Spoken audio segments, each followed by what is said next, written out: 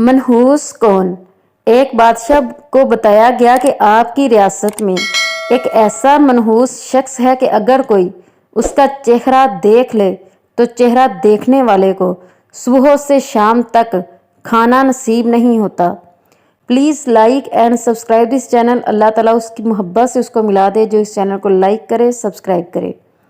بادشاہ کو یہ بات عجیب لگی۔ اس نے سوچا کہ اس بات کا خود مشاہدہ کرنا چاہیے۔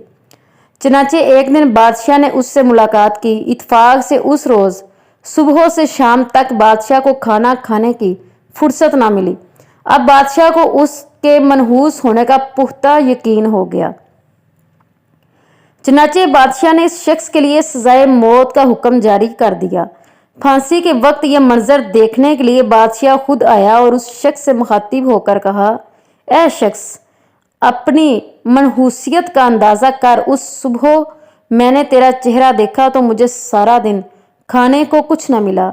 اس بات پر وہ شخص بولا، اے بادشاہ، تلخ سچ تو یہ ہے کہ اس روز چہرہ تو ہم دونوں نے ایک دوسرے کا دیکھا تھا۔ میرا چہرہ دیکھنے پر آپ کو صرف ایک دن کھانا نہیں ملا، لیکن آپ کا چہرہ دیکھنے پر مجھے موت تو ملی ہے۔ خود سوچئے ہم دونوں میں زیادہ منحوس کون ہے؟ Please like and subscribe this channel. Thanks for watching. جزاک اللہ۔